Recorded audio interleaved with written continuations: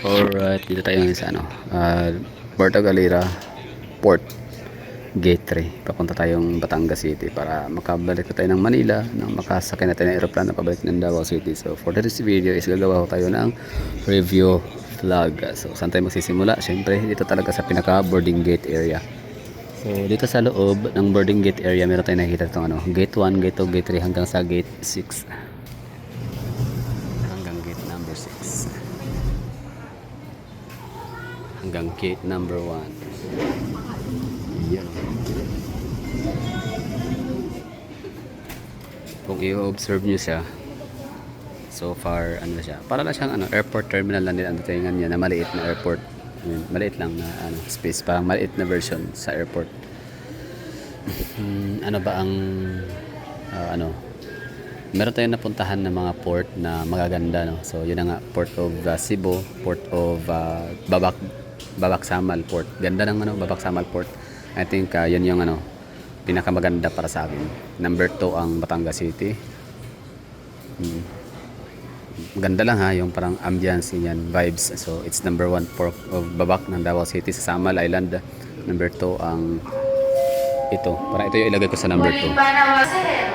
Para sa MV Santa Carmelita Roro ng Montenegro Shipping Lines na may tinan ngayong alas 2 ng hapon tungo sa Gate 4 para sa inyong maayos na pagsakay.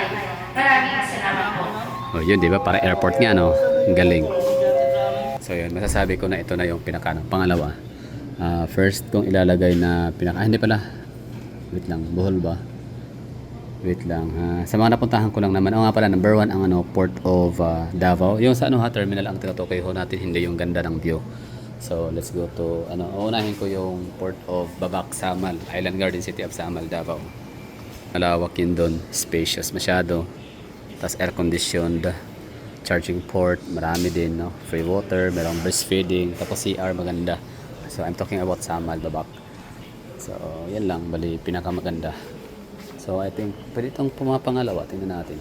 Never mind nila sa comparison ratings or ranking. No? So tour na tayo dito. Basta sinasabi ko lang, Babac Samal Island Port ang pinaka nagustuhan ko.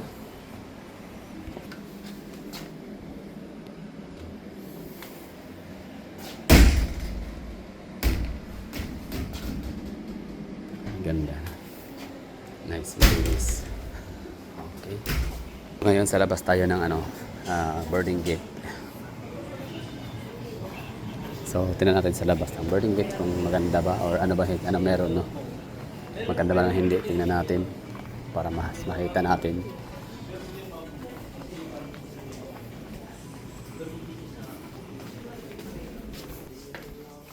So dalawa ang CR dito. Dalawa ang toilet. Meron ito pa second floor, pero mayroong stairway, spiral. Hindi pa na kung para saan. Pahangin tayo dito. Wala bang bawal? Hindi ba dito restricted area? Hindi naman, no? Nice. Office siguro. Tama, parang opisina siya. Okay, ito yung labas.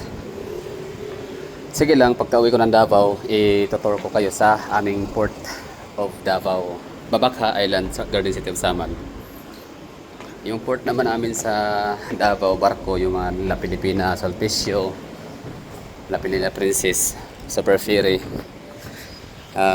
Maganda din naman pero hindi siya ganun kasing ganda sa Batangas, no?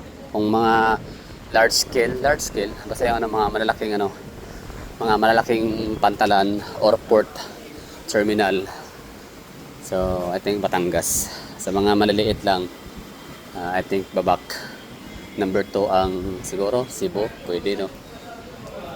Hindi, kategory sa malalaki ang Cebu.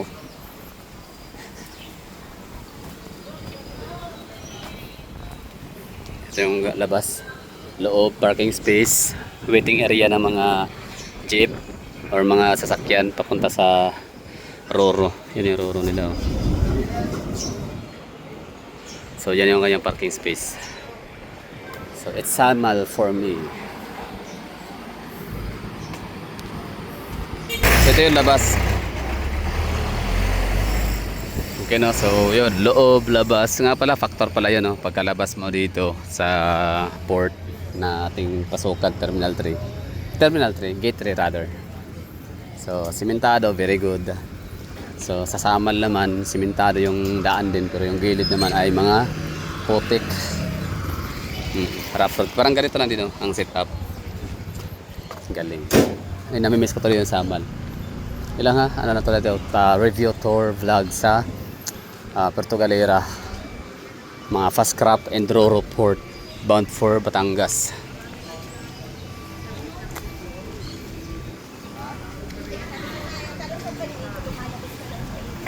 So ito yung bilihan ng mga ticket patawid sa kabila.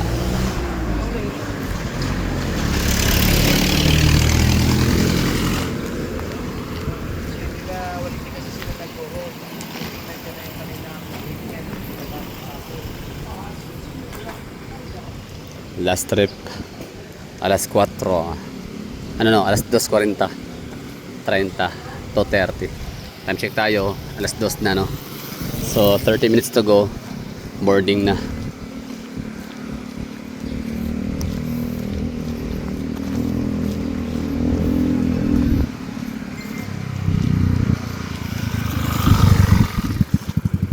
Ito yung bubungad sa inyo, so magiging part ito ng review natin kapag lalabas itong terminal ng port terminal. May mga sasakyan, marami nakaabang. Yung alam sa Pilipinas, sistema natin pag turista ka mahal, pag taga rito ka lang regular lang. Bakit sa Davao City no? Bakit sa Davao City kapag wala namang special price para sa mga tourist, para sa mga patas lang, turista ka man o foreigner ka man o hindi, parehas lang yung presyo. Turista ka man dayo o hindi. Sa Samal mas mahal ang pamasahe sa mga tricycle, mga bukyo o umbak kapag ka dayo turista. Lalo na pag foreigner siguro panigurado. Maraming nahulihan sa maraming mga nareklamo sa Island Garden City of Samal na mga nanggaganchong mga driver, mga oportunista. Sa Cebu ganun din. So ako naman noon ay siguro wala sa itsura ko na turista. Tas Bisaya pa, no? Sa paras ng lingwahe, halos parehas Cebuano tas Davaoenyo. So tinanong ko yung buko, yung magtitinda ng buko kung magkano. Parang 60 pesos yung benta niya sa akin, 150 naman sa foreigner. Sa'yo, 6 lang. Hindi, 90 pesos pala. Sa'yo, 90 lang. 90 pesos yung akin. Magkano yung buko? Sa 150. Sa kumahal naman. Ba't ang mahal kuya? Hindi. Ano ka? Sa'yo, 90 lang. Kasi, ka? Pilipino ka, sabi niya. Pero sa kanila, 150 kasi foreigner. Yun na. So, nakalungkot pa isipin, no? Na charge natin ng ilang folds ang mga dayuhan. Meron akong nakilalang Chinese. Tinatanong ko siya, bakit ba itong mga Chinese? Bakit kayo mga Chinese? Kahit saang lugar na pinupuntahan nyo, talagang merong Chinese restaurants, merong Chinese na mga hotels, or mga restaurants na run and owned by Chinese. Sabi ko, hindi ba kayo kumakain ng Hindi ba kayo nasasarapan sa luto ng pagkain ng mga Pilipino? Kailangan nyo pa talagang pumunta sa Chinese restaurants, o hindi kayo marunong bumasa ng menu, or takot kayo ganon? Hindi ganon. Ang mga Chinese, sa totoo lang, fan na fan kami ng mga Filipino food, lalo na yung mga chicken feet, adobo, nako, paborito namin yan. So yun nga lang, kahit pa gano'ng kasarap yung pagkain, still ayawan pa rin namin yan. Dahil ayaw namin yung idea ng mga Pilipino na kapag foreigner, times 2 ang presyo. Kapag local, yun lang, regular. So bakit kami i-charge double para sa pagkain? Parehas lang naman ng lasa, parehas lang ang quality, quantity na kinakain ng mga local. So anong pinagkaiba? So siya, para kaming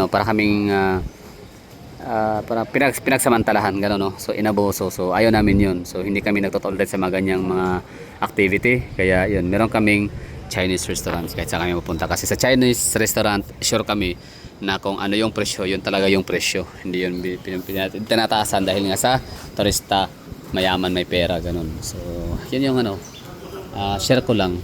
No? So, pagkalabas mo ng port, yan, mga sa tricycle. So, pag talagang sasakay ka sa kanya, mahal ang singil.